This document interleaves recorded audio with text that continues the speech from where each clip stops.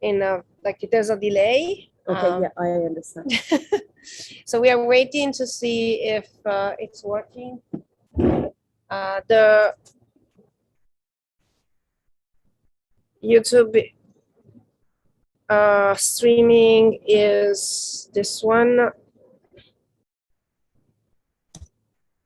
I'm going to, yeah. Okay, YouTube is now streaming. Perfect, okay. Fantastic. It is working, great. Okay, so I'm going to put the link to Facebook. So everybody has it.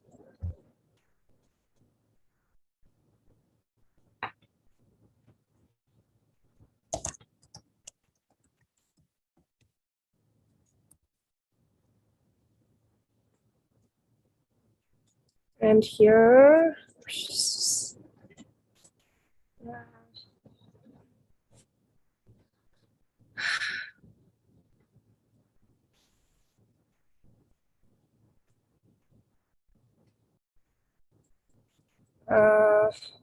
nice, good discussion.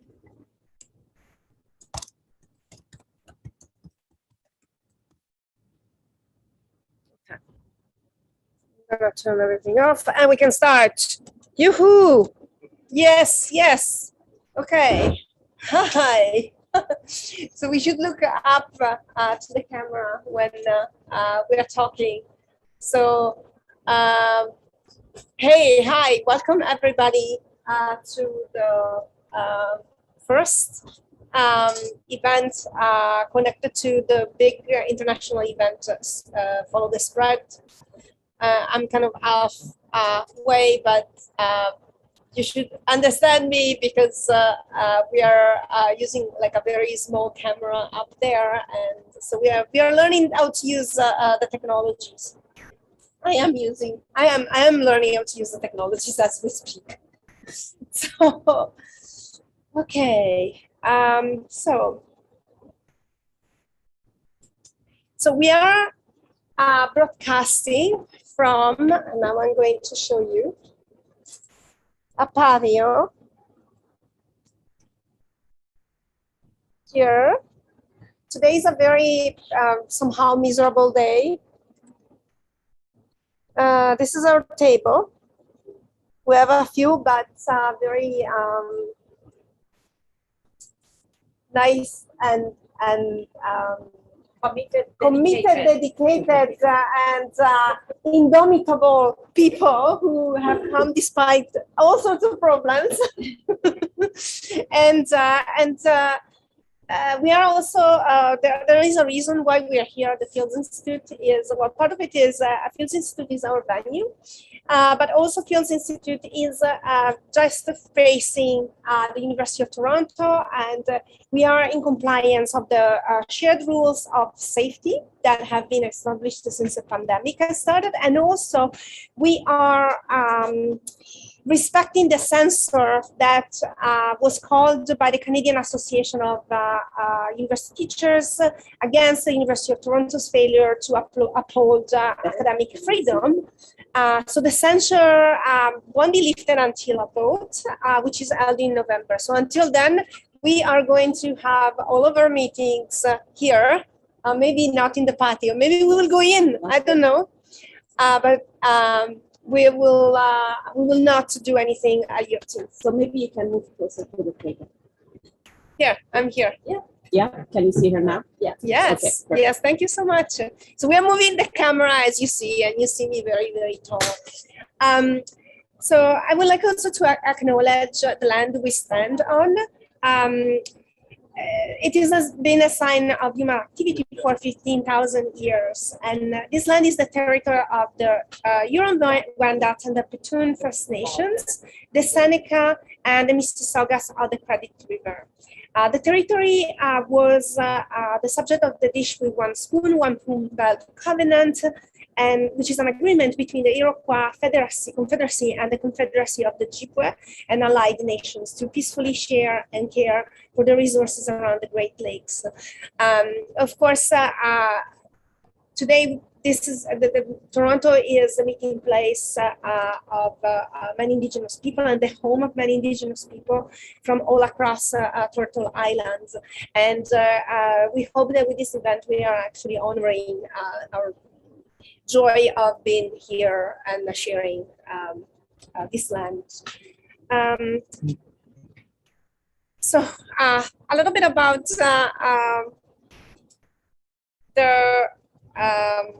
this event. So this event came to be last year during the coronavirus pandemic.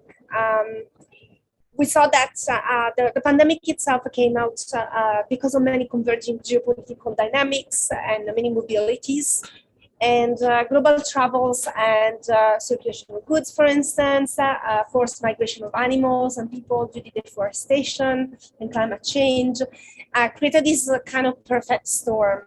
And as we saw this taking place in real time, we have also become more attentive to how other types of moves, circulations and migrations have in the past or as we speak, transformed cultures and environments. This, of course, for better and for worse. So the idea of this post-pandemic international series started in Norway. There was a conference in November 2020. The symposium was called Viral Life, and it was organized by NOVA, and it took place at Parken, and reflected on the ways the virus has affected everyday life and how it could give us a chance to reassess, rethink, and make new senses of the world we inhabit together. Of course, with all its varied species and networks. So from here, the idea of food took place. Because food circulates and has politics that bear comparison with the way viruses spread. And its complex networks of power help us move past the sole focus on one thing. In the case of the pandemic, the virus, and in the case of food, just like the single cuisine. So it is especially at this time of enhanced interest for virus spread that we feel compelled to explore, bear witness, and become accountable for the patterns of geopolitical connectedness activated by food. So food, just in a few words, circulates thanks to humans and animals. It comes in many forms, like seeds and plants. It comes as packaged goods and as livestock. It has indigenous origins. It is also imported from far away, or it is produced even in a lab. Seeds are transported by wind, birds and pollinators. They catch a ride in the belly of a ship among all other goods. They hide in pockets of migrants who bring them for comfort. Whether purposely or inadvertently, all of these mobilities may lead to snowballing and unexpected effects, bringing destruction and radical transformations to the hosting landscape and those who depend on it to maintain their liveliness. So food is definitely a contentious subject. And before becoming food, we have seeds, plants, and animals that are imported and locally grown, or they are imposed upon people, etc., etc. So we decided at the beginning to have only one event, or have one event in each country. But for example, the group in Toronto thought that it was very complex, and we would have had to do like a super big event in order to be minimally comprehensive. And so we decided to split it in several parts. So from us in Toronto, there will be several of them. The event spread, Follow the Spread is a multidisciplinary and international event which will take place so here in Toronto. Next week, it will take place in Oslo. And then in the spring, we will have people from the Netherlands, and we'll have it in the Netherlands, in Amsterdam, I think, and in Taiwan, Taipei. So we have one person from the group of Oslo, Roland, who, I don't know if you want to say something, Roland. You want to say a few words? Yes, thanks, Roberta. I will say a few words about what we're doing in Oslo, if that's all right. Also, I wanted to add to your story that the kind of inspiration during the Viral Art Symposium also came specifically from Pei Lin's work, who works with the Viral Art Dinner, and Pei is from Taiwan and based in the Netherlands, which explains why there's going to be dinners in Taiwan and the Netherlands as well. Yeah, I'll talk a bit about NOBA and what we're going to do in Norway. So we decided that our topic is going to be invasive species. So we ask questions such as, what are invasive species? What does it mean to have native nature within the nation borders of Norway? Is there such a thing? Where does these species come from? What were they called originally? Should we eat invasive species? Do they disturb the ecosystems? And kind of translate these kind of questions around these topics into kind of a food experience with art in between. Interestingly, because we're from Canada and Taiwan and the Netherlands, organisms which are native in one place are invasive in the other one. So we found out that some of the herbs which are invasive in Norway were native in Canada or in Taiwan and vice versa, which gives an interesting dimension. I could show you some things of the materials we made as well. One news thing is actually we decided very short while ago that it's going to be not next week, but it's also be postponed a bit in Norway because we found out we planned it in the autumn holidays. So a lot of people that wanted to come are away with their kids in Norway.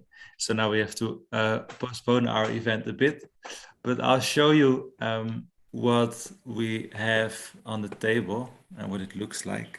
Can I share my screen? Yeah, here? you can. Yes, I'll show you. So it's called Hafi's table, and Hafi is the cook at Vitenparken, where the Norwegian BioArt Arena is housed.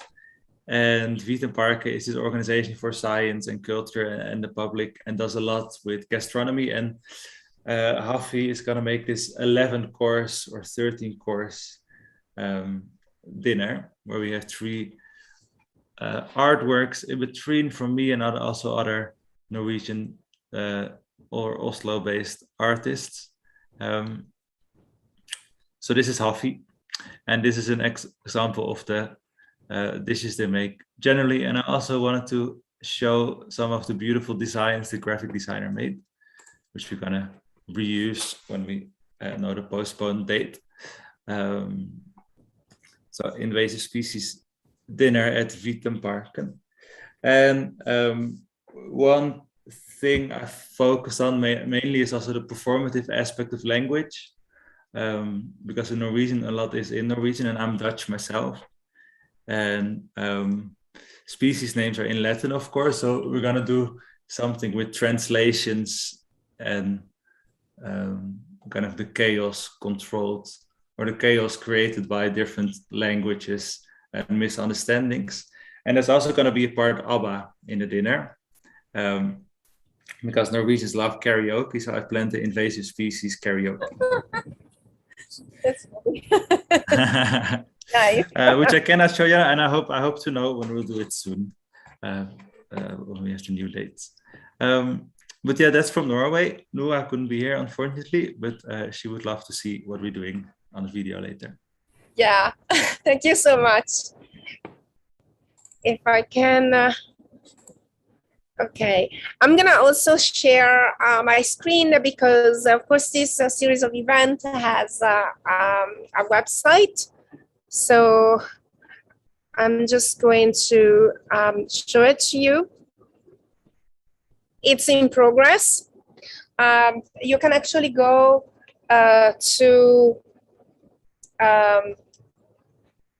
artsisalon.com/spread, and you can see the website. As I said, it's only one page right now, but it's got a little bit of a blurb about the project and how it came to be, and our poster and the invasive species dinner poster, and yeah, we will develop it further in the next few, hopefully, months. Okay, so I'm just gonna stop sharing here, and I would like to start our event. So, so as you heard, Roland said that their event is going to be about invasive species. In our case, we thought, and we decided that our event would be about normalize and normalization. So just if you know, normalization is yeah, sorry for the camera. Normalization is an ecological phenomenon in which a species, a taxon, or population of exotic origin integrates into a given ecosystem, becoming capable of reproducing and growing in it, and proceeds to disseminate spontaneously. Now, how does adaptation through naturalization exist is something that we started asking, and what happens when something is naturalized, what happens to the native population, and how does coexistence between these two happen, and what are the unexpected or expected consequences of something that used to be in another place is actually transplanted elsewhere. So we decided to experiment with the Solanum melongena. Well, I don't know if I pronounce it correctly, but like it's known by everybody as the eggplant. Now, throughout our branch, because we're going to have a branch now, we have made a few dishes that are based on eggplants. So I'm going to show you a little bit with the camera here. Let me see if I can. Okay, so we have a whole spread of stuff here. My eggplant parmesan are in the making in the oven, but here we have a very nice thing that Charmaine brought, and it's a sweet potato pie, and they're lovely. I made some cupcakes with berries, the last berries of the season. And then we have a bunch of stuff made with eggplants. So this is eggplant preserve that I make. It's a family recipe that I make in Italy. As you know, we are big on eggplant preserves, especially if they are hot. We have something that I want to talk about later if we have a little bit of time, but it's an eggplant jam. Eggplant jam is something that I had in my family, but I discovered that it's actually a Middle Eastern recipe. And I'm wondering how it got into my family, because we don't have any Middle Eastern origins. Trade with Middle East. Yeah, but we are still from the Mediterranean, right? Yeah. I also have some sour cherries jam that I made. Can somebody bring me some? Okay, so we have Nina brought. Ratatouille. A ratatouille based on eggplant. It's a ratatouille based on eggplant. We do have also something that Dave brought. So some eggplant chips. So they're done in an oil with herbs from my garden Oh, that's great. and garlic aioli to go with it. Oh, yeah, great. So we also have a surprise from Dolores, but maybe she wants to talk about it later. Okay. Okay. So Of course, if it's time for you to eat, keep in mind that my surprise, it's a two-part surprise. One that is edible right now since you're around the table. And then there is also to be taken home. It is entirely up to you. It doesn't need refrigeration. It doesn't need warming up for the time being, warming up at all. So yeah, if you are going to be eating, I would encourage you to start because it's a starter. The containers are starters. okay. So I'm gonna go and get it. Yeah. That's Elaine. And while she's doing this, I will apologize to everybody, both in live or I hear Gita saying something. You can, I don't know, 1, 2, 3, 4, 5, 6. Probably there will be. So yeah, I put a lot of thought in wrapping them. As you see, they have tiny little eggplants on top. Oh, Oh no. cute. Oh, so One more. I didn't see that she. Yeah, I didn't see that. Some are hot, as in spicy. Some are mild. Oh, okay. Choice. Mild. Spicy. Mild? Mild? I'm wanting hot. I'm gonna have to get it. Spicy. This is mild. Yeah. This is spicy. Mild. Okay, I'm good. Okay. Okay, that's Three good. guys might be a hot. Okay, all good. Okay, I'm gonna get a hot one. All right. There's a lovely, Here's is there a mine. medium one? Medium, medium. Medium. Okay.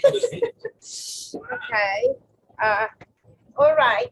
So now that we've introduced the food, I would like to introduce our guests. So let me unpin you. Well, thank you. All right. So, Thanks, Dolores. You're more than welcome. so Joy, buon appetit. okay. So let me see if I can get everybody here. Okay. So you don't need to see me because you know me. So I would like to introduce you to our guests here. So there's Elizabeth Littlejohn, who will be somehow out of the picture for most of the dinner, but then I want the lunch, but then I want her to come in to eat. She's volunteered to do a lot like our videos, so she's gonna do like some lovely footage, take some lovely footage of our brunch. And she's a videographer extraordinaire, and she did many documentaries. And I'm not gonna say everything about you because like the list is very long. We have Nina Zaglevy, who is an internationally known curator and connector, who has been involved with many international festivals, and I'm very happy to have her here. We have Charmaine Lurch, who is an interdisciplinary, multidisciplinary artist, who has, like, she's just completed a residency, I believe, but she's very active and very prolific. And I've known her for some time, and she will have something special for us. Then we have Gita Hashemi, who is interdisciplinary artist, filmmaker, web, like net artist, and so on and so on. I collaborated with her for a long time, and she has a fabulous performance. Hopefully this will happen this afternoon. We don't know if it doesn't rain. And maybe I can put the link to it later on so that people can check it out. That would be great. Yeah. And then we have Dave Kemp, who is also an artist. He's dealing with photography, with video, and new media, and light projectors a Bit of lot. everything. He's doing everything, and he's a faculty at Ryerson University in the Image Arts Department. So these are all the people, and I'm Roberta. I'm Roberta. I'm the artistic director of the Art Science Salon, but maybe you guys know me already because I've been to so many events. Okay.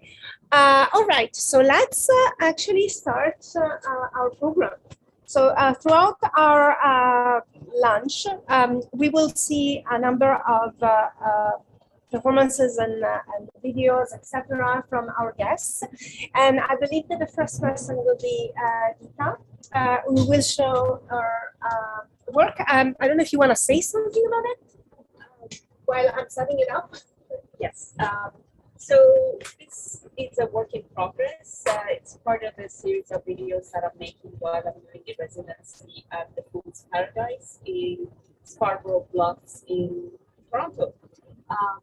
And the focus of the project, my project is titled Foods in Paradise. And I'm focusing on the land and the interaction between art and land, and the history of the land itself, and my own placement as a migrant person, as a displanted person. So there are a series of videos that I'm doing for season-based residencies at the Food's Paradise, which is was the home and studio of a very well-known Canadian landscape painter, Doris McCarthy, which is now run as an artist residency. This video is about apples. The property, the site has several apple trees, and the apple trees became one of the central focus in my project, as I've been looking at them changing throughout the season. And then I started looking at the history of apples, and the result is the video that you see. You have to read the video. There is the narrative is in writing, and so I invite you to just look at it. Thank you, Robert. Okay, so I am going to share the screen and see if this works. Should be working. All right.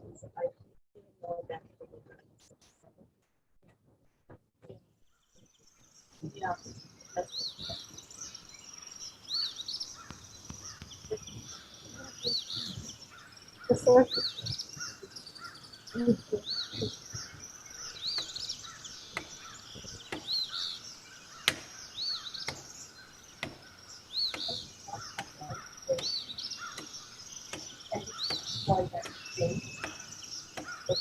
Could I, if I do this?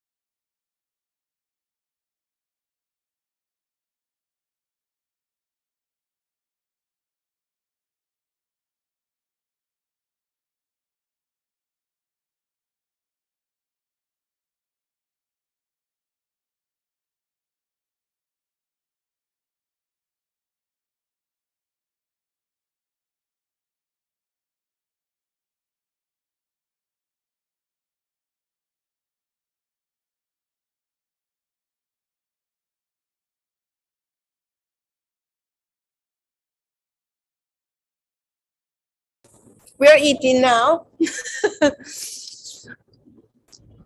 So I'm sorry that I believe that the video was cut off for like 30 seconds or something, but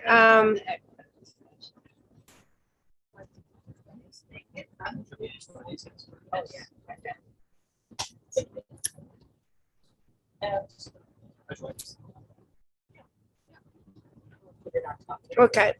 All right. So what we are eating, I don't know if we want if Charmaine wants to say something about what she. Yeah. But we won't do it right away, or do you want? I don't know. Like since Nina is going around with the food, maybe you could say something about what you prepare, like what. Yeah. Where I am.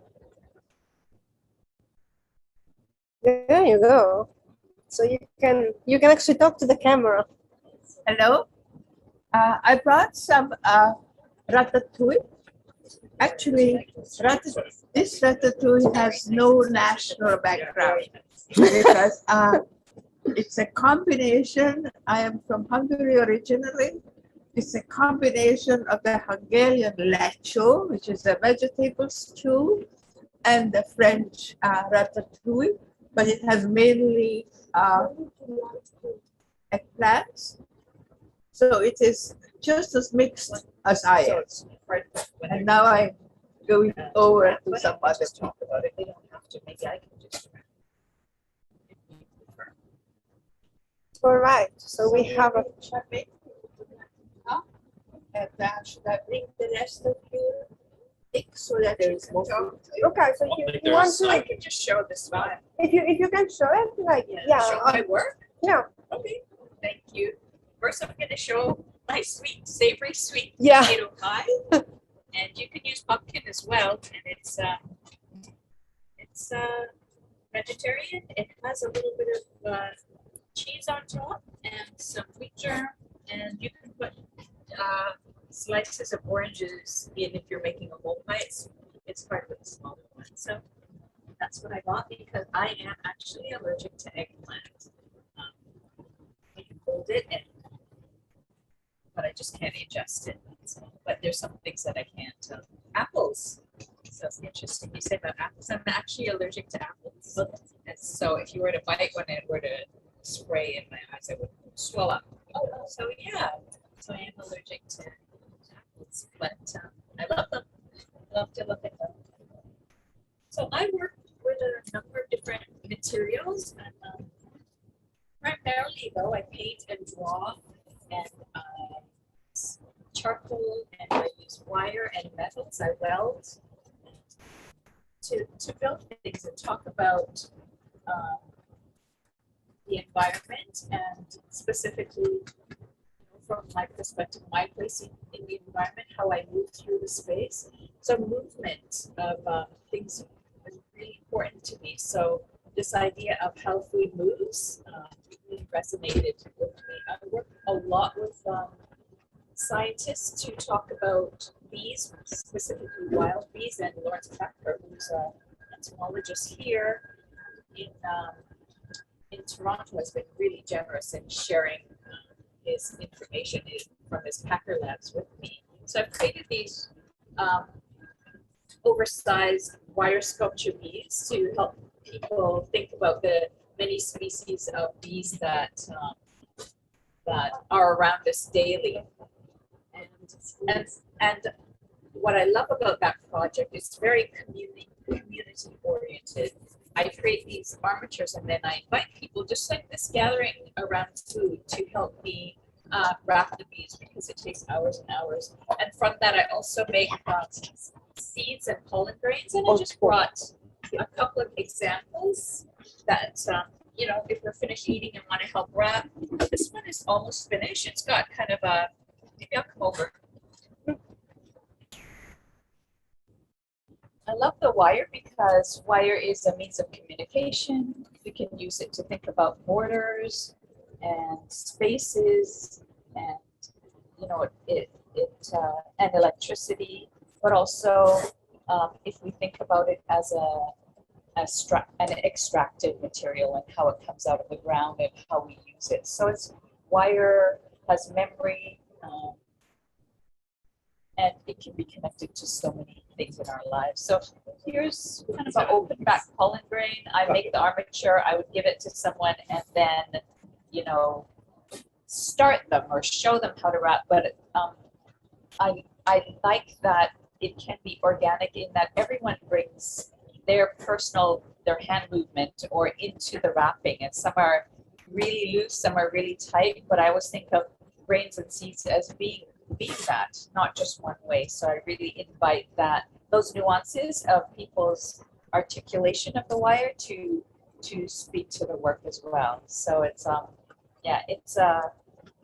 the problem with working with people in wire is that they never want to stop. So when I give them something and I put out a spread, and it's a lovely problem to have, so they just keep wrapping and they take them home, and it's like quilting or sharing, right?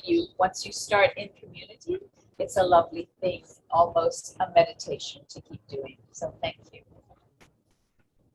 Thanks. Back here. Oh, there you go. Right. So I'm. So of course, so now we are seeing different. Let me pass the mic. Otherwise, our voices will be. Otherwise, our voices will be all disturbed. But you see that we went from talking about this naturalized food, which is the eggplant, to food that was basically destroyed by the settlers, to activities that are piecing stuff together. So we would like to move now to talk about something else. I think Elaine had a video as well, and she wanted to say something about her experience with the food and the cultivation. Throughout the summer, our group was trying to wrap her head around trying to stay with the food and take care of it. And we got into this discussion about how you can take care of the food, how you can share the food, how you can cultivate plants and in a sustainable and caring and loving way. Elaine, would you like to go and talk about what you did? Sure, and then I'll share if I can share my screen in a minute. Yes, that would be great too. So this summer for this project has been a very reflective pandemic summer for me. I've just come through a bout of cancer and treatment, and I looked to my garden for recovery and for becoming healthy again. And because we decided on the eggplant, I, for the first time, decided to grow eggplants in containers around my garden.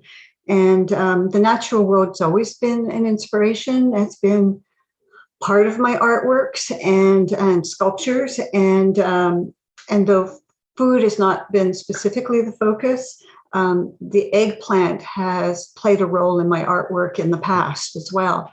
And the reason eggplant as food for me does not resonate is because I'm also, like Charmaine, allergic to it. I cannot eat eggplant either. It is a digestive immune system response, and I don't partake of it. But and it's never been part of my family. My mother is French Canadian and my father's British, and for some reason eggplant was never a part of anything we grew up with. So I wasn't introduced to it until my 20s, and then found out I was allergic to it. So but I was just blown away by the natural beauty of it. And so it became an inspiration for me. So this summer, by growing eggplant, it's brought me back to an adoration I have for it. And so what I've done is this short video. So I documented all the small eggplants that I grew, and I documented their process. And it's a small short video, and let's see if I can do that. So Roberta, can I share my screen? Yes, you can. Great, thank you. Yeah, I got it. Okay.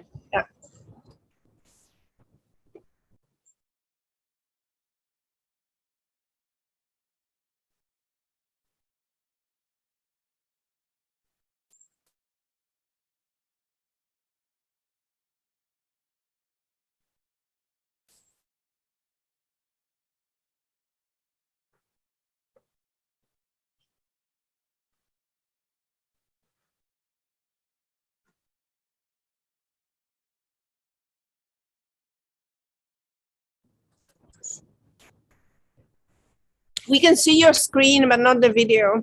Oh, okay. That's odd because it's playing. Oh, I'm going to try again. you know that if you try and you can't share, then we have it on our side. So like, Yeah. Okay, I'll try one more time and you can tell me whether or not if it's going. Right. Well, Okay, it's starting now. apple juice? Can you see it, Roberta? No, I don't see anything now. Okay, I don't know what the problem is then because I'm seeing it perfectly. Perhaps.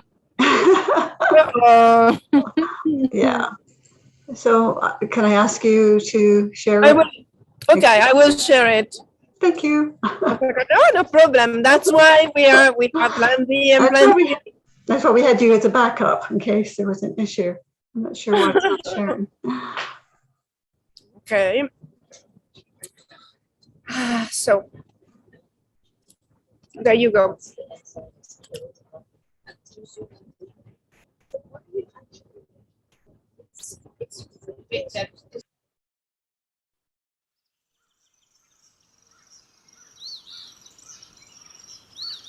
Nope, that's not mine.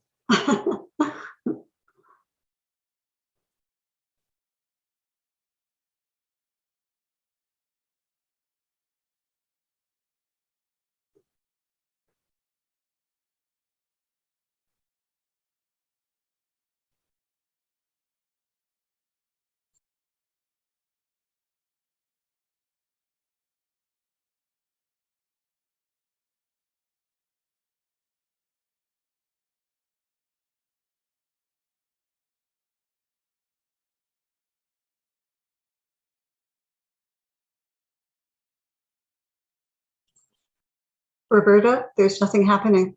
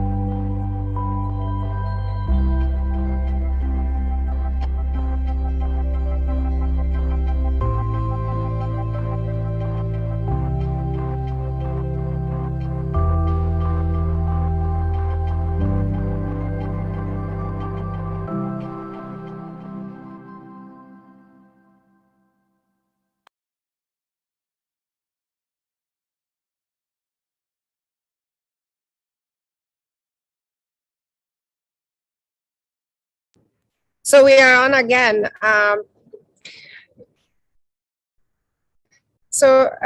Thanks, Elaine, for sharing this. Do you have any other comments or considerations also in relation to the other people who just spoke? Or yeah.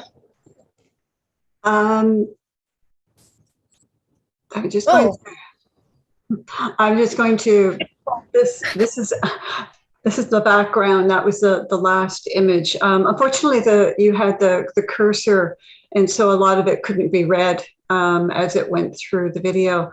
And what I did talk about was slow gardening, the slow movement that is happening across Europe and across North America these days. Slow birding, slow art, and slow gardening. It is all about observation, paying attention, being in the moment. And that is what this project has moved me in that direction towards my gardening style. Now I've put in more native plants. I've taken out a lot of cultivars, and it's been a very educational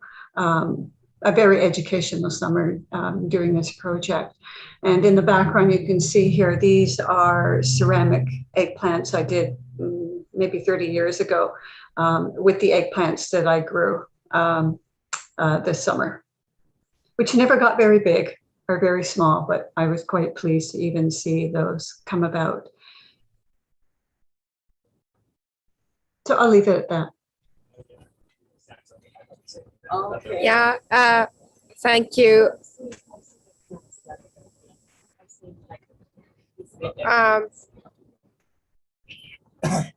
The beautiful thing about eggplants is that they are coming in all shapes and color. So we have this small one that Dolores gave us. They're not they're not just small because they haven't been growing, but it's just the quality of them that comes this way.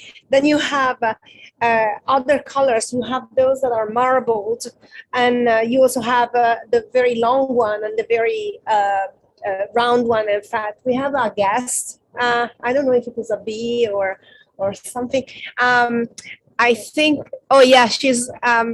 Can you show again? Okay, so these are the one that you have, and those the green one are very. Wow, that's amazing.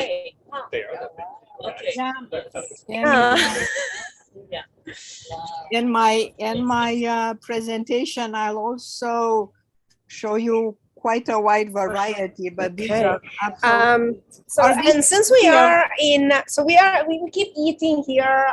We have more stuff. What we have? We have some international stuff. Some local.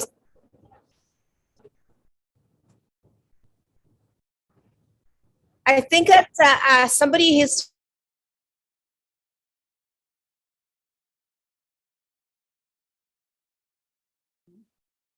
Roberta, you're frozen.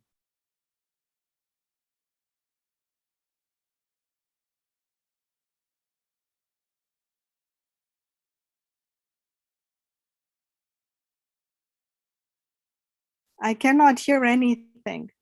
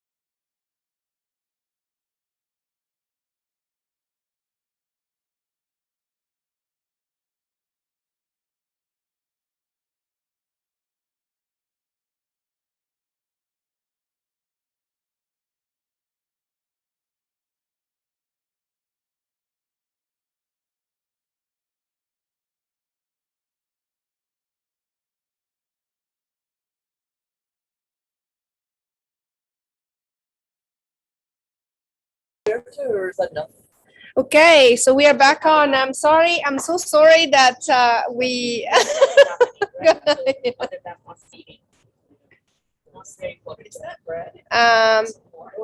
Who's here?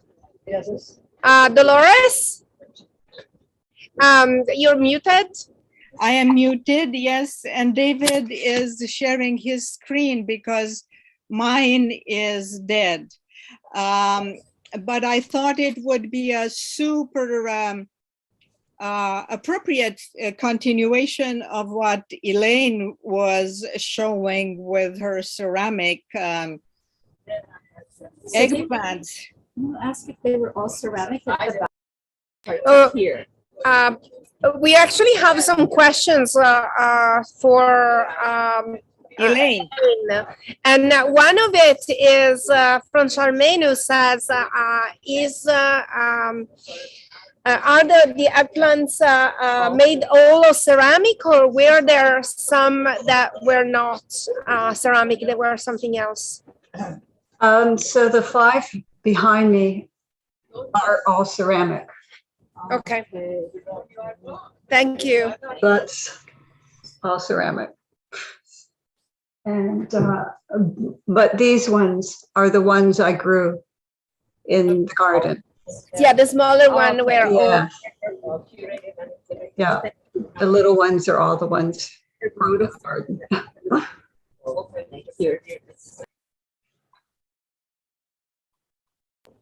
The message is they're very beautiful. They are very beautiful. Thank Yeah. you. Yeah. I when I made them, I must have made over 50 of them. I got commissioned to make a number of them, and I sewed a number of them, and then I've kept a number of them, and I've gotten rid of lots of them.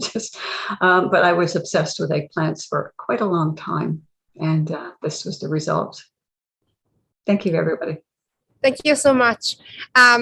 So one thing that actually I forgot to say when I was introducing people was that, yes, we have some guests here, and you can see them eating here. But there's also artists who are following us from home. And well, we had Dolores, who showed us what she prepared for each and every one of us, and she will have more later. Elaine Whitaker, who is a bioartist and an interdisciplinary artist, who actually, along with Dolores, proposed the whole theme of eggplants as a naturalized food. And then we also have Antje Budde, who could not be here today because she's ill. And of course, when you are under the weather or you're ill, you cannot go to you cannot go to the university's territory. So here she is, and she is she's working in theater, and she has this marvelous lab, the DDL Square Lab, where she is doing experimental work in theater and performance. Okay, so we still have a few presentations. So I would like Antje to share what she had for us, and then we will do with Dolores, and then we will take some questions if anybody has. Antje Budde. Okay. Okay. I'm going to unpin us. So should I start? Okay, hello everybody. So eggplants or aubergines or aubergine or tièdes are not a vegetable that entered my life early. I think I met it first when I was in China, and I was always quite confused by this plant. So my little contribution here is about that confusion. In my own language, in German, we don't even have a word for it. We use the French word, Germanized. So we don't say aubergine, but aubergine, and that's it. So we didn't actually bother to come up with a name of our own. We just use it now sometimes for cooking. And I don't think very much though. Yeah, I will share a little kind of experimental video on the theme of a cultural association and confusion, and how that can also be translated and transposed and communicated through thinking about a plant.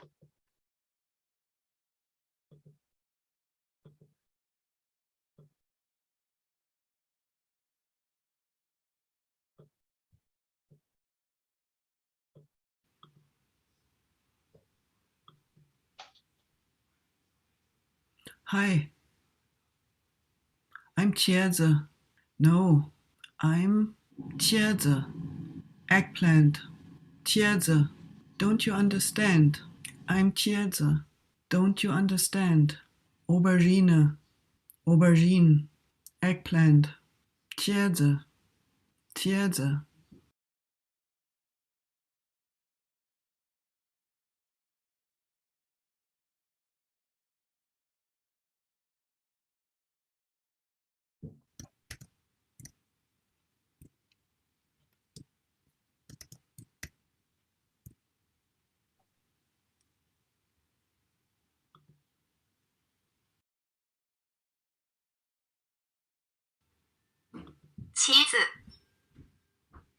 Welcome to the Tierze Show. A detective explores the world. Episode 1. Taking pictures.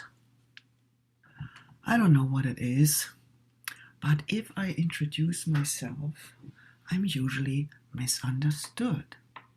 Tierze. What's so difficult about that? Tierze. Tierze. Tierze. Tierze. Tierze. Tierze. Tierze. Tierze. 对了。I could get an identity crisis over this, but I'm strong. I could get an identity crisis over this, but I'm strong. Nobody seems to know where I'm from originally. Nobody seems to know where I'm from originally. Am I Indian? Am I Arabic? I'm not English. Say cheese. Say cheese. Say cheese. You. Yes, you. You're supposed to laugh. Smile. Grin. Whatever. Cheese. What about aubergine? Aubergine. Egg. Plant. Eggplant, no?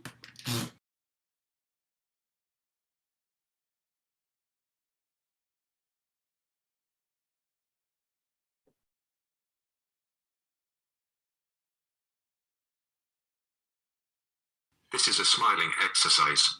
Smile, smile, smile. Thousands, tens of thousands, millions, billions, trillions of photographs are taken in China. And somebody always shouts, Tierze! The Anglophones scream, cheese! Germans smile if they want to. You won't make them smile just by saying Käse, or aubergine, or cheese, or cheese. Some people think I look like a cucumber. Crazy.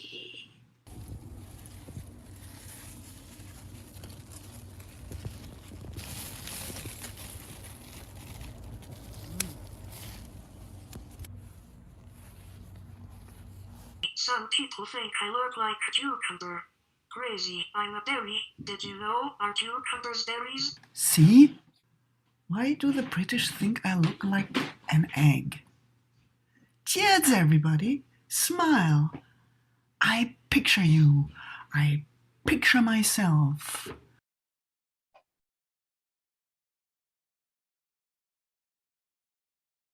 茄子，茄子，茄子，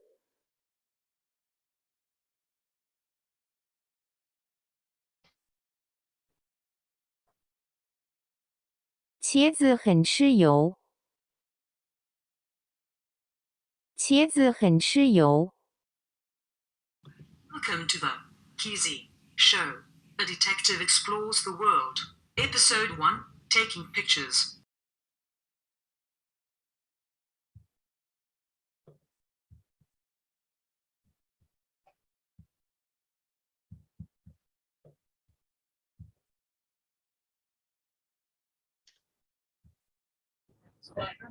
Hey, So thank that was my you. little experiment.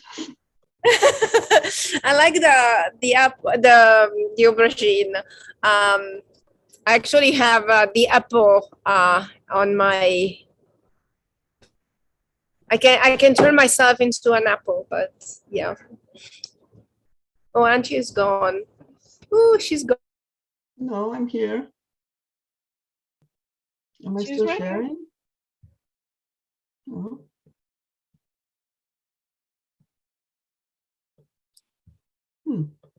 You should see me, Alberta, Roberta, Roberta. But you're frozen again. Yeah. Anyhow, I thought I experiment a little bit, also involving some plants of my own garden, like the cucumber, which we harvested yesterday, and just showing a couple of tools and instruments that I use to navigate between the different languages and cultural landscapes that I inhabit. Not very naturalized, always speaking with accents everywhere. Yeah, so that's basically what I wanted to share, also in a kind of humorous way, because I think that's how we kind of need to go through the world to, you know, to not give up anything or anyone,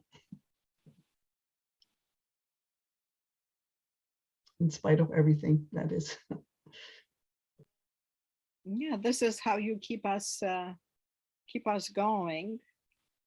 Well, until I see that David is host now. Oh, Roberta's back.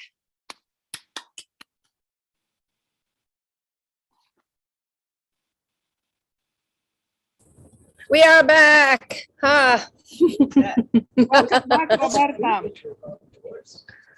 All right, we are back. Sorry again. It never happens, but it happens this time. Okay, so let's bring this towards the end. Dolores, you're the next. Thank you. Thank you. So first and foremost, keep in mind, David will share his screen because my computer lost all the photographs. I was super upset about it. I quickly go through my photographs, but then I will go and tell you about what you were eating, those of you who were eating. And in a way, building upon not only what Elaine was saying and Roberta also, but I remember Roland saying at some point, I didn't even know there were so many kinds of eggplants. The other day when I was when I went shopping, I found these eggplants. So of course I couldn't resist it. And to me, this arrangement, what it looks like, it's two googly eyes and a very long nose. Excuse me. Could you please move forward, David? And from what I could recuperate from all the photographs I've taken, I put together this more or less collage. And the only reason my hand shows up in some of those photographs is for you to give you a sense of size for the individual eggplants.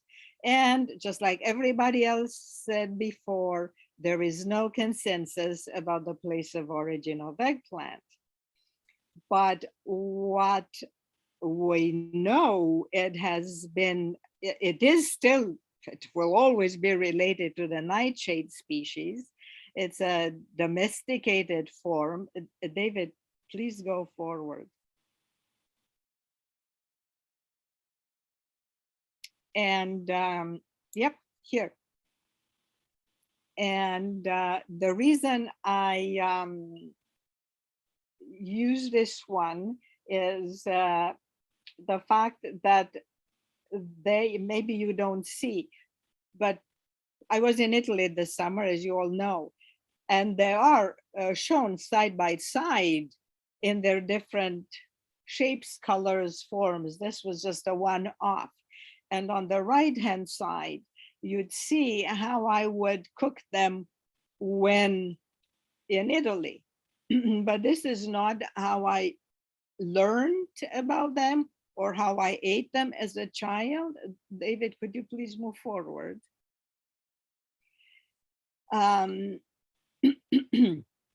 So I learned about it as a very young age, simply because where I come from, it's summer, and towards the end of the summer, the kitchen always smelled like roasted eggplants, roasted peppers, and excuse me, the cooking of the preserves.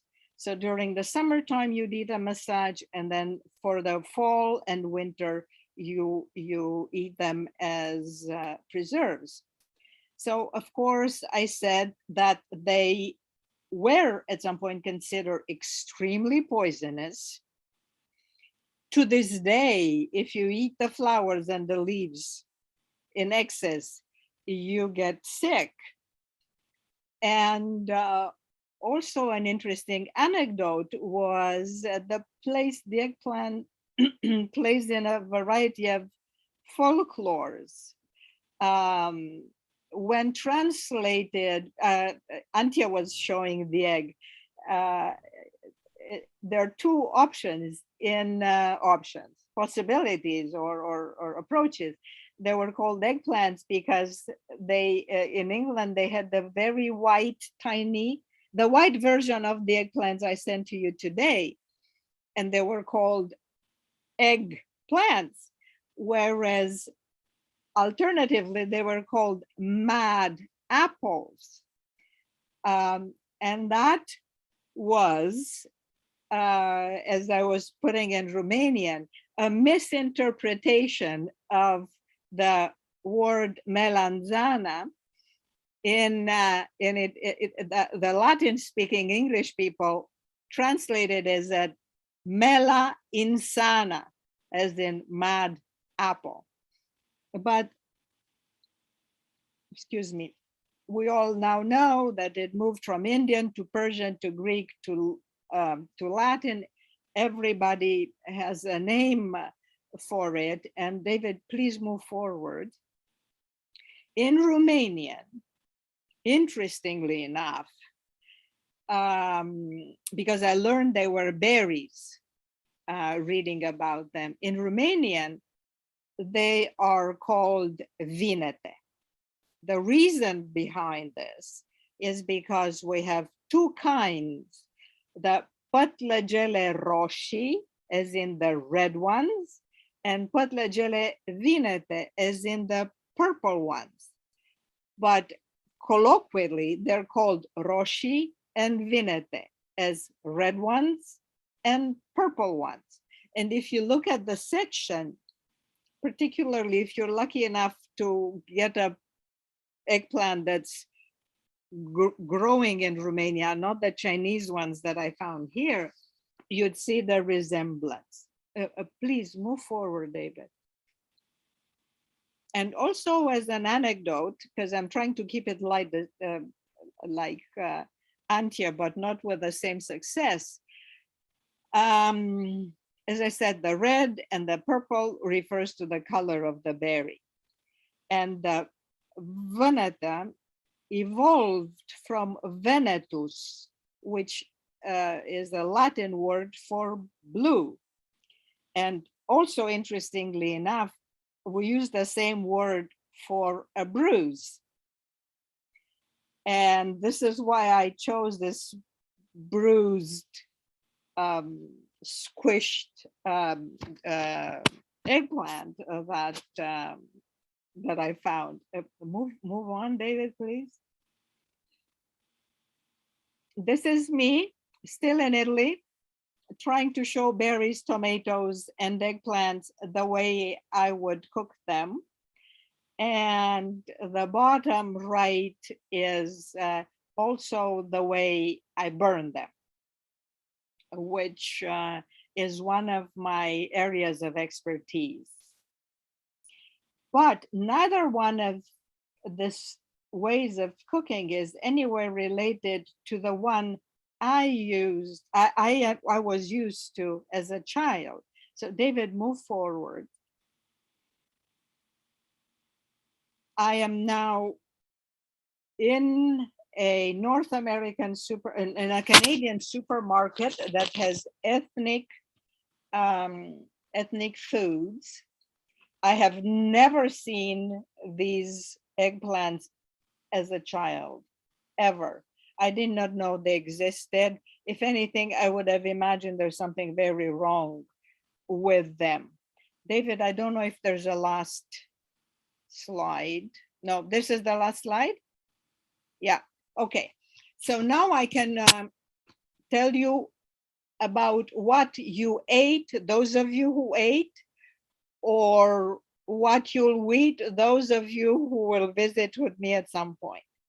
The Romanian traditional food for the summer is what we call salată de vinete, which is you roast the eggplants, you let them seep, like all the acidic and all that tingly juice that comes out that's so irritating to a lot of people.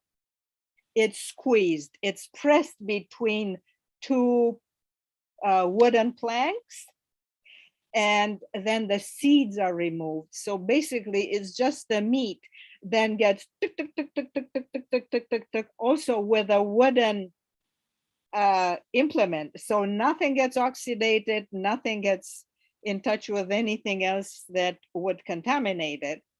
And then you mix it with onions, with oil, sunflower oil, and salt. And it's a spread. However, that's the summer version. For the winter, fall, winter, and for as long as they're not in season, we eat what you guys ate today. And the funny part, or the part that fits into this narrative of traveling tradition, the traveling eggplant, the traveling words, the traveling recipes, it's called zakuska, which is a Slavic word for, I would guess, to eat or to taste. And it is made out of eggplants, tomatoes, they're very close relatives, and bell peppers. So in the fall, imagine a kitchen that smells beautifully of roasted everything. And then you mix it, you cook them. The spicy one also has chili peppers that we never called chili peppers, we just called spicy peppers. And they grow in Romania as well. Now, sorry. What I also wanted to add, so the name is Slavic for the food. The ingredients are growing in everybody's backyard if they so decide to. But the word that I have not insisted upon, patlajica or patlaja, that can be either red or purple, is a Turkish word. So now you understand how Romania, that was placed at literally at the crossroad of the Russian, Austrian, and Ottoman Empire, kind of absorbed everything, and how I moved over here. However, my promise to you at the end of the spring was to do something in my Italian garden. And this is where my last surprise comes in. And Roberta, please hand out those little bouquets that I made for everybody. And those are herbs that needed no particular attention. Like Elaine suggested, I documented the hail, I documented the floods, but these bouquets contain oregano, 2 types of thyme, sage, and bay leaves that needed no attention whatsoever, that survive, that are not annuals, that are perennials and grow like weeds. And I was very much hoping I could offer them to you directly. It just didn't work out. I definitely have some for Elaine and Antje, but Roland, I'll just have to pack them and send them to you by mail, by It will be lovely. Registered mail, because it only adds to this atmosphere and also this idea of taking roots where your roots are not originally from and being welcome in a particular environment. That applies for a lot of us around this table today, I would say. And thank you so very much.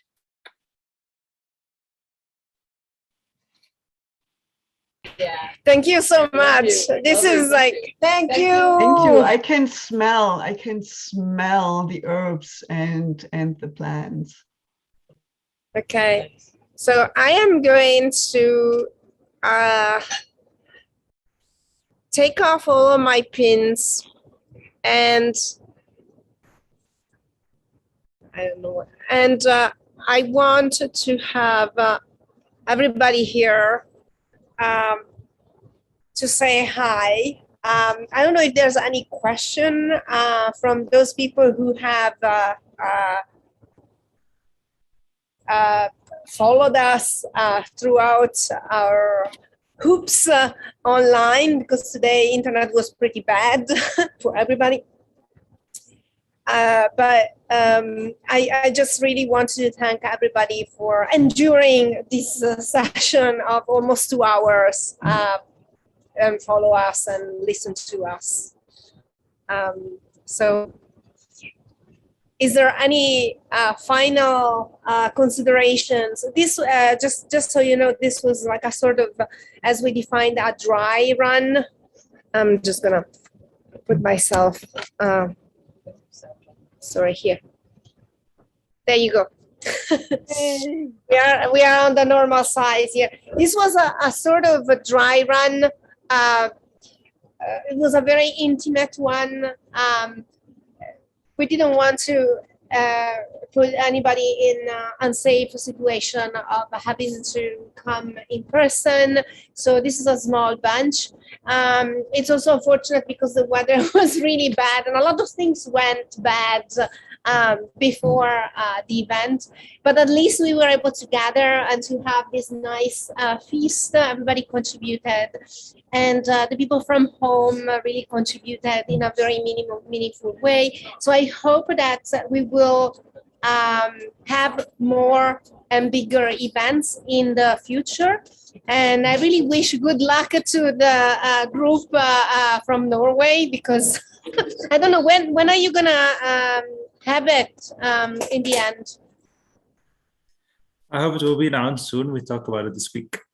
Oh, so it's gonna be postponed, but not postponed too much. Okay, because in our case we thought maybe we should postpone it, but then it's gonna be freezing cold, and it's okay today, although it's kind of rainy.